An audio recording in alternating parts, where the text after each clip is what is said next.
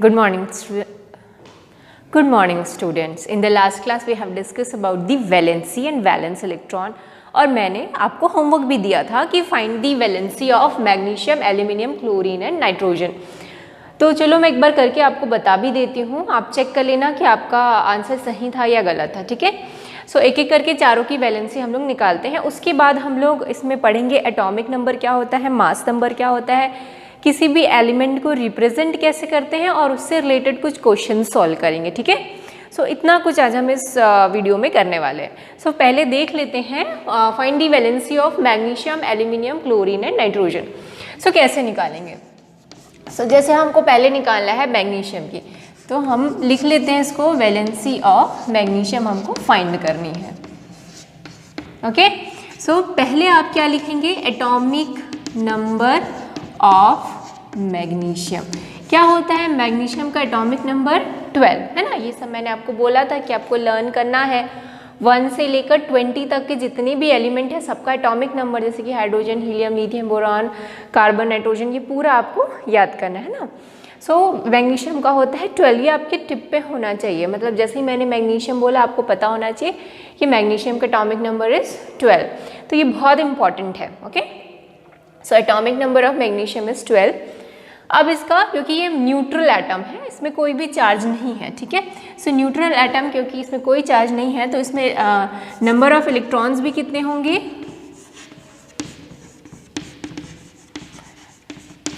अगर मैं देखूं तो number of electrons in magnesium भी 12 ही होंगे। ठीक है, सो अब इसका इलेक्ट्रॉनिक कॉन्फ़िगरेशन लिखते हैं हम लोग।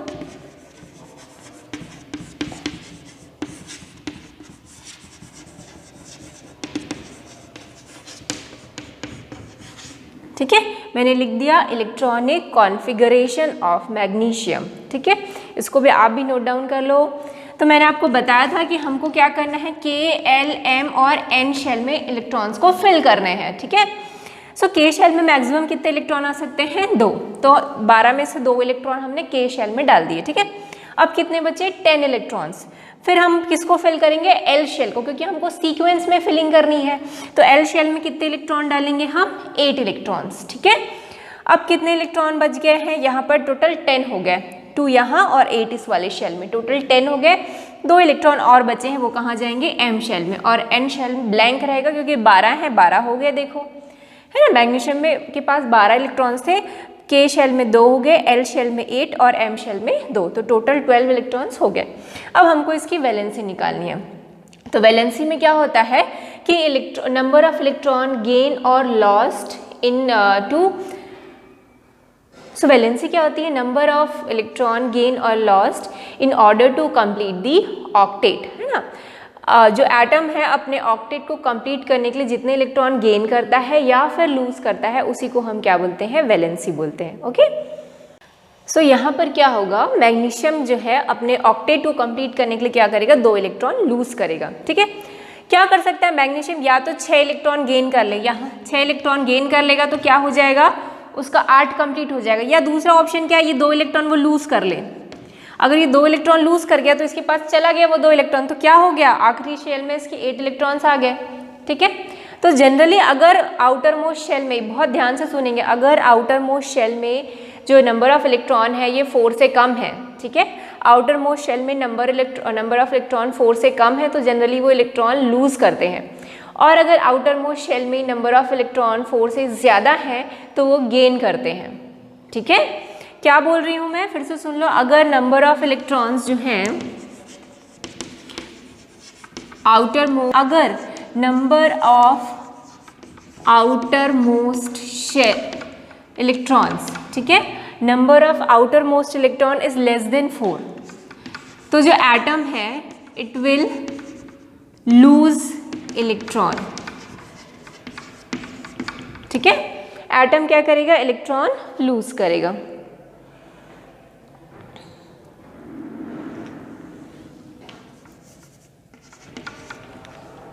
इतना क्लियर हो गया? Number of outer most electrons is less than 4, तो एटम विल लूज इलेक्ट्रॉन। और अगर number of outer most electron is greater than 4, then atom will gain electrons, ठीक है। ई माइनस मतलब इलेक्ट्रॉन, मैंने बताया था इलेक्ट्रॉन का सिंबल क्या होता है, ई माइनस, ठीक है। तो समझ में आ गया क्या, आउटर मोस्ट शेल में अगर इलेक्ट्रॉन 4 से कम है तो वो लूज करेगा। तो यहाँ पर देखो आउटर मोस्ट शेल में इलेक्ट्रॉन 4 से कम है तो वो इलेक्ट्रॉन लूज करेगा, ठीक है। सो यहाँ पर आप क्या लिखोगे,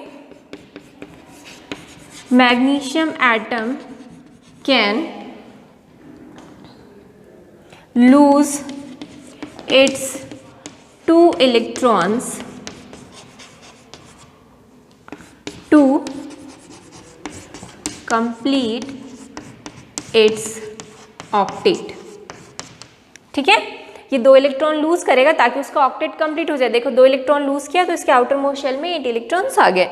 सो इसकी वैलेंसी क्या हो गई, सो वैलेंसी ऑफ मैग्नीशियम इज 2, या फिर इसको हम क्या लिख सकते हैं, +2। जैसे मैंने कल लास्ट क्लास में भी बताया था कि अगर इलेक्ट्रॉन लूज कर रहा है तो उसको हम क्या लिखेंगे, +2, और इलेक्ट्रॉन गेन हो रहा है तो उसको क्या लिखेंगे, -2, ठीक है। प्लस जो है वो बता रहा है कि इलेक्ट्रॉन लूज हो रहा है और माइनस बताता है कि इलेक्ट्रॉन गेन हो रहा है। क्लियर है, ऐसा इसलिए हो रहा है, इसको बाद में हम समझेंगे भी कि +2 मतलब क्या, क्योंकि उसमें इलेक्ट्रॉन की कमी हो रही है, प्रोटॉन्स ज़्यादा है इलेक्ट्रॉन्स कम है, इसी वजह से +2 आ रहा है। पर ये सारी चीज़ें शायद फिजिकल क्लास में लूँगी तो अब ज़्यादा समझ में आएगा। पर अभी इतना ये समझ लो कि अगर इलेक्ट्रॉन लूज होता है तो उसको हम प्लस से शो करते हैं, और अगर इलेक्ट्रॉन गेन होता है तो उसको माइनस से शो करते हैं, ठीक है। इतना क्लियर हुआ। तो मैग्नीशियम की वैलेंसी आ गई कितनी, 2। अब हम एल्यूमिनियम की निकालेंगे, ठीक है। तो इसको नोट डाउन कर लो मैग्नीशियम तक पूरा, फिर मैं इसी में ही एल्यूमिनियम का भी करके बता देती हूँ। ओके, सो जहाँ भी मैग्नीशियम लिखा है अब हम वहाँ एल्यूमिनियम लिख देते हैं, ठीक। सो वैलेंसी ऑफ क्या निकालना है हमको, एल्यूमिनियम। क्या होता है भाई एटॉमिक नंबर एल्यूमिनियम का, इट इज़ 13। क्या होता है, 13। सो अगर उसमें उसका एटॉमिक नंबर 13 है तो नंबर ऑफ इलेक्ट्रॉन्स भी कितने हो जाएंगे, उसमें 13 हो जाएंगे, ठीक है। अब देखो इसका हमको क्या लिखना है, इलेक्ट्रॉनिक कॉन्फ़िगरेशन। तो इसमें तो 2 ही आएगा, के शेल में मैक्सिमम 2 आते हैं, एल शेल में 8 आते हैं, तो टोटल 10 हो गया। अब कितने बच गए, 3, तो 3 कहाँ जाएंगे, एम शेल में, ठीक है। तो अब इसके आउटर मोस्ट शेल में 3 इलेक्ट्रॉन्स हो गए। तो मैंने बताया था कि नंबर ऑफ इलेक्ट्रॉन्स अगर आउटर मोस्ट शेल में 3 से कम है, 4 से कम है, 4 से कम है, तो एटम क्या करेगा, इलेक्ट्रॉन लूज करेगा। तो यहाँ पर एल्यूमिनियम भी क्या करेगा, इलेक्ट्रॉन लूज करेगा। कितने इलेक्ट्रॉन लूज करेगा, ये 3 electron. So aluminium atom can lose its 3 electrons, ठीक है। ये क्या करेगा, अपने 3 इलेक्ट्रॉन लूज करेगा टू कंप्लीट इट्स ऑक्टेट। सो इसकी वैलेंसी क्या हो जाएगी, 3, ठीक है। इसकी वैलेंसी हो जाएगी 3 या फिर +3। +3 मतलब क्या हो रहा है, इलेक्ट्रॉन लूज हो रहा है, ठीक। क्लियर हुआ। एल्यूमिनियम का एटॉमिक नंबर हमने लिख दिया, जो इसका एटॉमिक नंबर है वही नंबर ऑफ इलेक्ट्रॉन्स होंगे। In case of neutral atom, ये न्यूट्रल है, इसमें कोई भी चार्ज नहीं है। सो इलेक्ट्रॉनिक कॉन्फ़िगरेशन क्या हो जाएगा, 2 8 3। अभी क्या करेगा, 3 इलेक्ट्रॉन लूज करेगा तो उसकी वैलेंसी 3 हो जाएगी, ठीक है। वैलेंसी क्या होती है, जितने इलेक्ट्रॉन वो लूज कर रहा है या गेन कर रहा है अपने ऑक्टेट को कंप्लीट करने के लिए। Octet means number of 8 electrons को हम क्या बोलते हैं, ऑक्टेट, ठीक है। इतना क्लियर हुआ मैग्नीशियम का। अब हम देखते हैं क्लोरीन का। सो इसको नोट डाउन कर लो, एल्यूमिनियम का पूरा, फिर मैं क्लोरीन का बता देती हूँ, ठीक है।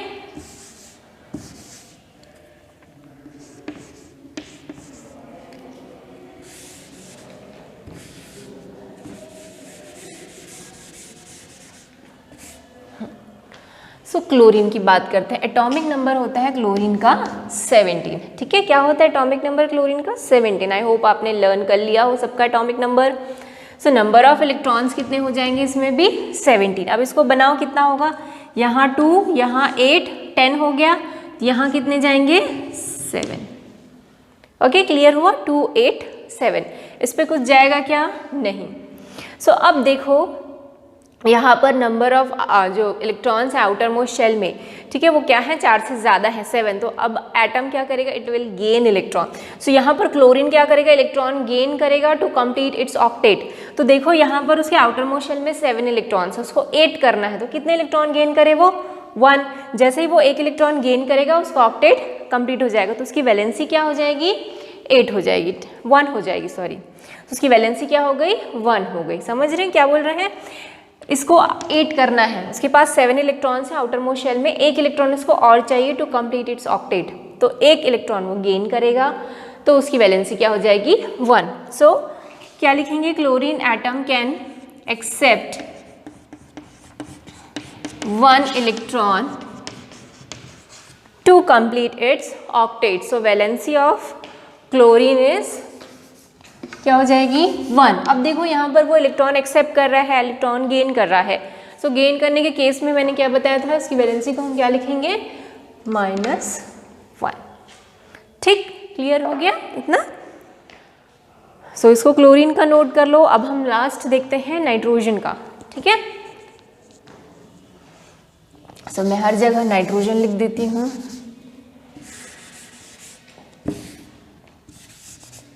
ठीक, सो अब मुझे बताना है नाइट्रोजन का। So atomic number of nitrogen आप देखो कितना होता है, इट इज 7, ठीक है। सो नंबर ऑफ इलेक्ट्रॉन्स भी इसमें कितने होंगे, 7।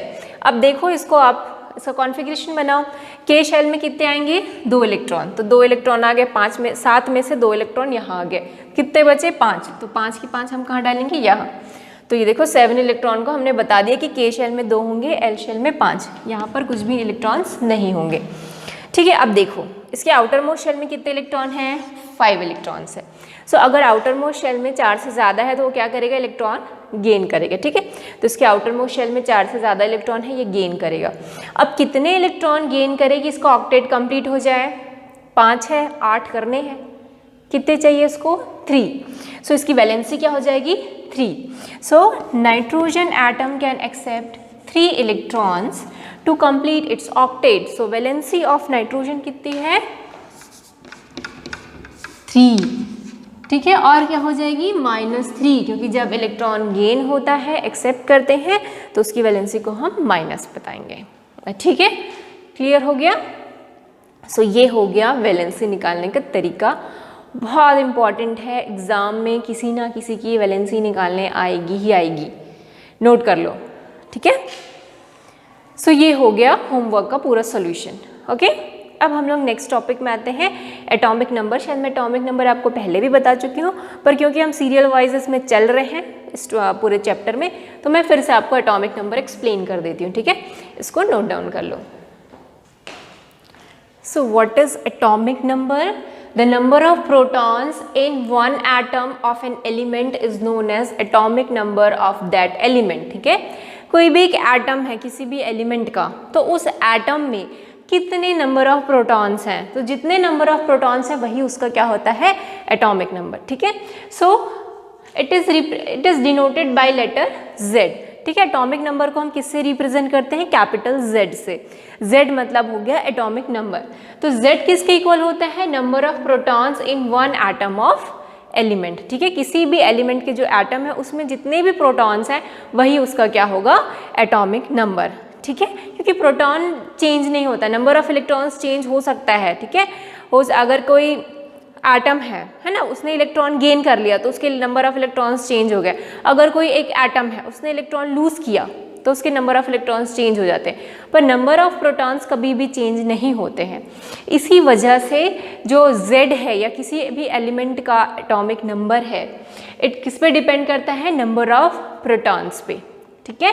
सो एटॉमिक नंबर किसके इक्वल होता है, number of protons in one atom of element, okay. कोई एटम में जितना उसका प्रोटॉन है वही उसका क्या होगा, एटॉमिक नंबर होगा। जैसे कार्बन में 6 प्रोटॉन्स होते हैं तो उसका एटॉमिक नंबर क्या हो जाएगा, 6, ठीक है। Mass number, the number of protons and neutrons present in one atom of an element is known as its mass number. क्या होता है मास नंबर, किसी भी एक एटम में जितने भी प्रोटॉन्स हैं, जितने भी न्यूट्रॉन्स हैं, उनका अगर हम सम कर दें तो हमको क्या मिलेगा, मास नंबर। तो mass number is equal to होता है number of protons plus number of neutrons. Important formula है, इससे भी बहुत सारे क्वेश्चंस आते हैं, ठीक है। सो मास नंबर, किसी भी एटम का अगर आपको मास पता करना है कि उस एटम का मास क्या है, और आपको प्रोटॉन दिया है, न्यूट्रॉन दिया है कि भाई इस एटम में इतने प्रोटॉन है, इतने न्यूट्रॉन है, तो मास नंबर निकालो। सो आप निकालेंगे, दोनों को सम कर देंगे, नंबर ऑफ प्रोटॉन्स और नंबर ऑफ न्यूट्रॉन्स को सम कर देंगे, तो क्या निकल जाएगा, उस एटम का मास निकल जाएगा। ठीक है, क्लियर हो गया। Now is representation of an atom, किसी एटम को किस तरीके से रिप्रेजेंट करते हैं। सो क्या लिखते हैं हम, रिप्रेजेंटेशन का ये तरीका होता है, पहले हम लिखते हैं एलिमेंट का सिंबल, उसके ऊपर लिखते हैं मास नंबर और नीचे इस साइड पे लिखते हैं एटॉमिक नंबर। ठीक है, कैसे रिप्रेजेंट करते हैं, सिंबल का element, symbol of an element लिखेंगे, उस एलिमेंट का सिंबल लिखेंगे, ऊपर मास नंबर, नीचे एटॉमिक नंबर। ठीक है, सो आपको हर एक एटम का, हर एक एलिमेंट का आपको एटॉमिक नंबर और उसका मास नंबर याद होना बहुत ज़रूरी है, एकदम मस्ट है। ठीक है, सो एक टेबल मैं दूंगी आपको, जिसमें 1 से लेकर 20 तक के एटम्स रहेंगे, उनका एटॉमिक नंबर, उनका मास नंबर आप बिल्कुल अच्छे से लर्न कर लेना, क्योंकि अगर कभी टेस्ट हुआ तो ओरल एग्जाम में मैं ज़रूर पूछूंगी कि इस एटम का एटॉमिक नंबर बताओ या फिर मास नंबर बताओ। ठीक है, सो मास नंबर तो मैंने आपको कई चीज़ का याद कराई दी, जैसे मैग्नीशियम का मास कितना होता है 24, कार्बन का होता है 12, है ना।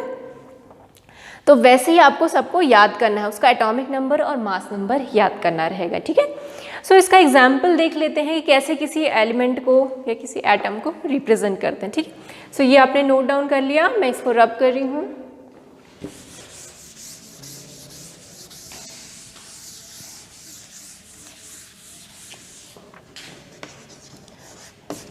सो एग्जाम्पल देखते हैं हम लोग। ठीक है, अगर हमको कार्बन को रिप्रेजेंट करना है,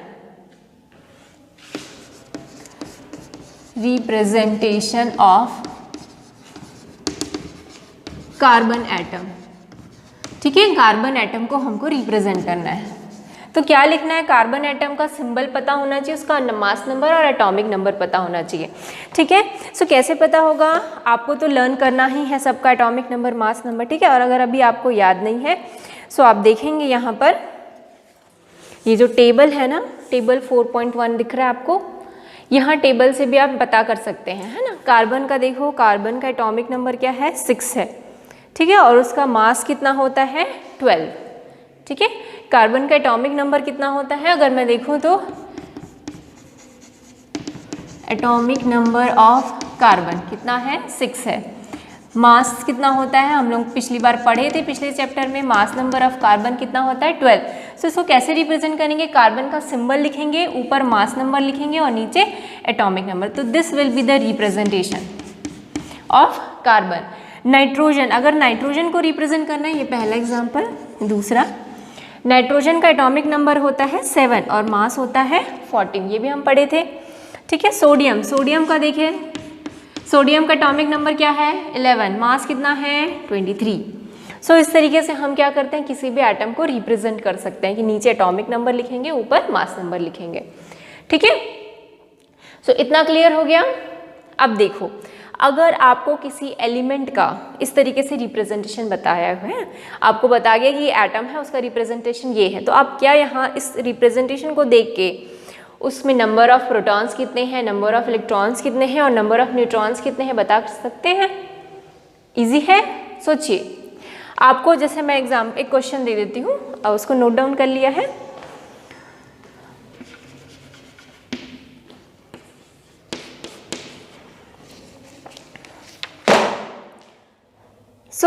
चलो क्वेश्चन है हमारा, फ्रॉम दी सिंबल, हमको एक सिंबल दिया हुआ है P1531, ऐसा सिंबल दिया हुआ है। ठीक है, find mass number of phosphorus, P मतलब phosphorus, okay, P is the symbol for phosphorus. Okay, so mass number of phosphorus निकालना है, एटॉमिक नंबर ऑफ फॉस्फोरस निकालना है, number of protons and number of electrons in phosphorus and electronic configuration of phosphorus. हमको सिर्फ ये symbol दिया है, उससे हम ये सारे डेटा कैसे निकालेंगे। ठीक है, सो मैंने आपको अभी बताया कि जब हम किसी एलिमेंट का सिंबल बनाते हैं तो नीचे क्या रखते हैं, उसका एटॉमिक नंबर, और ऊपर क्या रखते हैं, मास नंबर। तो ये क्या है, एटॉमिक नंबर है और ये क्या है, मास नंबर है। सो ये ऊपर वाला मास नंबर है, तो मास नंबर कितना हो गया फॉस्फोरस का,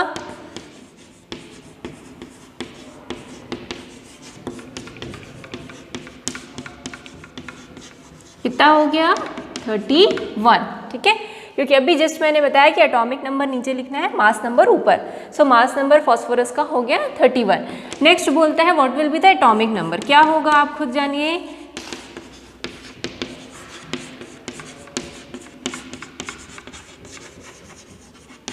फॉस्फोरस का एटॉमिक नंबर जो नीचे है वही उसका एटॉमिक नंबर होता है। सो एटॉमिक नंबर नीचे यहाँ पर क्या है 15, 15, सो 15 इज द एटॉमिक नंबर। फिर बोलते हैं नंबर ऑफ प्रोटॉन्स और नंबर ऑफ इलेक्ट्रॉन्स भी निकालना है, ठीक है। सो मैंने आपको बताया था एटॉमिक नंबर जो है it is equals to the number of protons. ये मैंने अभी जस्ट पढ़ा, इससे जस्ट पहले हमने पढ़ा कि एटॉमिक नंबर किसके इक्वल होता है, नंबर ऑफ प्रोटॉन्स के, है ना। सो एटॉमिक नंबर किसके इक्वल होगा, नंबर ऑफ प्रोटॉन्स, ठीक है। एटॉमिक नंबर किसके इक्वल होता है, नंबर ऑफ प्रोटॉन्स के। तो एटॉमिक नंबर क्या है 15, सो नंबर ऑफ प्रोटॉन्स भी कितने हो जाएंगे 15।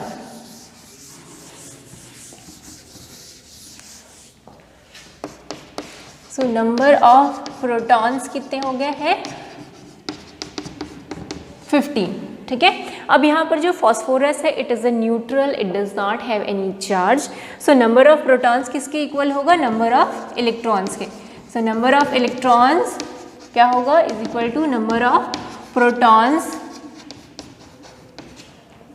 ये भी लिख लो, number of electrons in neutral atom, ठीक है। क्या लिखेंगे, number of electrons in neutral atom is equal to number of protons in atom.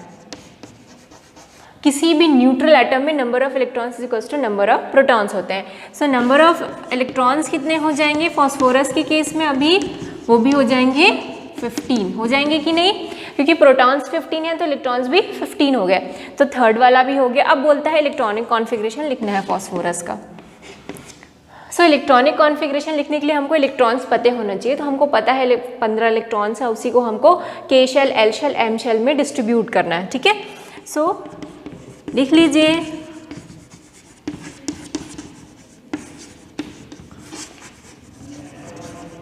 Electronic configuration of phosphorus,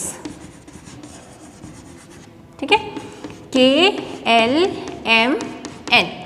so K shell में कितने इलेक्ट्रॉन आएंगे 2, L शेल में अब देखो 2 इलेक्ट्रॉन्स हमने डाल दिए तो कितने बचे हैं अब यहाँ पर 13, तो 8 मैंने यहाँ डाल दिए तो 10 हो गए।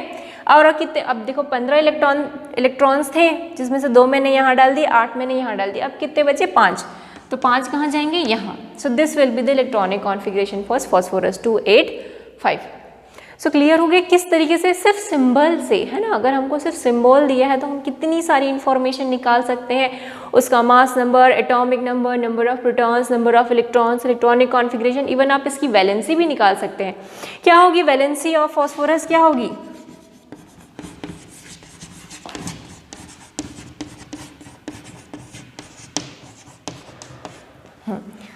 देखो इसका इलेक्ट्रॉनिक कॉन्फ़िगरेशन 285 है ना, इसको ऑक्टेट कंप्लीट करने के लिए क्या करना पड़ेगा, 3 इलेक्ट्रॉन गेन करना पड़ेगा, तो इसकी वैलेंसी क्या हो जाएगी 3, तभी तो 8 हो जाएगा ना, 8 - 5 कर दो, 3 इलेक्ट्रॉन गेन करेगा तब 8 हो जाएगा, तो इसकी वैलेंसी हो गई 3। सो सिर्फ और सिर्फ सिंबल से हम इतना सारा इंफॉर्मेशन निकाल सकते हैं। This type of question is also very important. इस type of question generally exam में आता है क्योंकि इसमें सारी चीज़ें कवर हो जाती है ना। अभी तक हमने जितना पढ़ा, इलेक्ट्रॉनिक कॉन्फ़िगरेशन, प्रोटॉन, वैलेंसी, सारा चीज़ इसी एक क्वेश्चन में कवर हो गया, हुआ कि नहीं। अभी तक जितना भी टॉपिक पढ़ा था वो इस एक क्वेश्चन में हमको मिल गया। तो इस टाइप के क्वेश्चंस भी आते हैं कि वैलेंसी निकालो, उसका इलेक्ट्रॉनिक कॉन्फ़िगरेशन निकालो, और आगे हम पढ़ेंगे कि ये कैटायन बना रहा है कि एनायन बना रहा है, ये भी निकालो। अभी आयंस पढ़ा नहीं है हमने, तो अभी मैं इसके बाद जस्ट आयंस पढ़ाऊँगी, तो इसमें और क्वेश्चंस इंक्रीज़ कर दूँगी मैं, ठीक। सो यहाँ तक समझ में किस तरीके से वैलेंसी निकल गई हमारी। हमने एटॉमिक नंबर, मास नंबर पढ़ लिया, रिप्रेजेंट कैसे करते हैं एटम्स को ये भी पढ़ लिया है। अब सिर्फ 2 टॉपिक्स रह गए हमारे, आइसोटोप्स एंड आइसोबार, ठीक है। इसको हम अगली क्लास में करेंगे, तो वीडियो लेंदी हो जाएगा, ठीक है। सो उसको अगली क्लास में ख़त्म कर देंगे। ये चैप्टर फिर यहीं पर एंड हो जाएगा, आइसोटोप्स और आइसोबार, और इसका फिर मैं आपको सॉल्यूशन भेज दूँगी। ठीक है। सो इस वीडियो में कोई डाउट हो just let me know. Thank you.